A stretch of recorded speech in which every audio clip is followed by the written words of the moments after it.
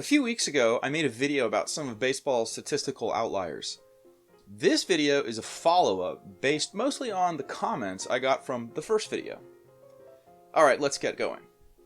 Cal Ripken Jr. played in 2,632 consecutive games for the Baltimore Orioles between 1982 and 1998. That is an exceptional record for any athlete, employee, or person to go such a long period of time without taking a break due to illness, injury, or any other reason. It's also striking that Ripken beat Lou Gehrig by 502 games, and he did it playing shortstop, a physically demanding position with ample opportunities for injury. Speaking of shortstops, Ozzie Smith possessed unrivaled skill at preventing the opposing team from scoring. Defensive wins above replacement is a sabermetric stat that measures the number of wins a player adds to or subtracts from his team through fielding. According to one calculation, Ozzie Smith's defensive skills added a total of 44 wins to the teams he played for, which is significantly more than any other fielder in baseball history. It's also worth noting that Cal Ripken Jr., apart from his durability, was one of the game's greatest run preventers. Jamie Moyer allowed 522 home runs in his career, more than any other pitcher in baseball history, and he was also one of the oldest men ever to pitch at age 49. You have to admire an almost 50-year-old able to compete in the big leagues. Now, quite a few Hall of Fame pitchers gave up more than 400 home runs, including the likes of Warren Spahn, Don Sutton, and Phil Niekro, but they also pitched more than 5,000 innings. By contrast, Jamie Moyer pitched 4,000 innings. Moyer had a long, successful career, but he was not particularly good at preventing home runs. Okay, let's talk about offense. Willie Keeler rarely struck out. On average, he went 63 at-bats between strikeouts.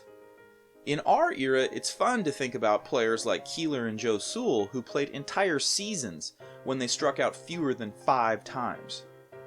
On the all-time list, they're significantly ahead of Lloyd Wainer and Joe Start. And Sewell's mark is also impressive because he played during the live ball era when pitchers had already begun throwing much harder.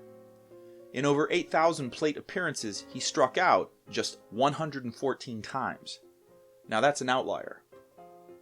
Barry Bonds got walked more than anyone else in baseball history, and in 2004, he walked a record 232 times in a single season. In the early aughts, managers would walk Bonds with the bases loaded. He was simply too dangerous a hitter to risk giving him a hittable pitch. And yes, Bonds took steroids, but he also walked 151 times before getting juiced. Now, were it not for his service to the United States military, Ted Williams would have walked even more times than Bonds, and it's hard to imagine anyone ever surpassing Williams' lifetime on-base percentage of .482. It's pretty amazing to think that Williams got on base about half of the time. Connie Mack won and lost more games as a manager than anyone else in baseball history, and by quite a wide margin. In fact, Connie Mack won 800 more games than Tony La Russa.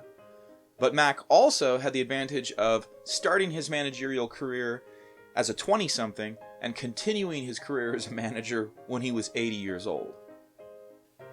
Bobby Cox of the Atlanta Braves got ejected from more games than any other manager. He was ejected 41 times more than John McGraw of the New York Giants. And that mark won't be broken. Today's managers can review questionable calls, and so they simply have fewer reasons to argue with umpires or get ejected. Who has the longest suffering fans? That is, which city has gone the longest without a championship? To date, that would be the Cleveland Guardians at 74 seasons. In 1948, the Cleveland Indians, a team notable for 3 Hall of Fame pitchers in Bob Feller, Bob Lemon, and Satchel Paige, won a championship, and it hasn't happened since. Of course, fans in the Windy City know the Chicago Cubs went 107 years without winning a ring. That's a long time by any standard. Hey, let me know what you think of this video in the comments, and thanks for watching.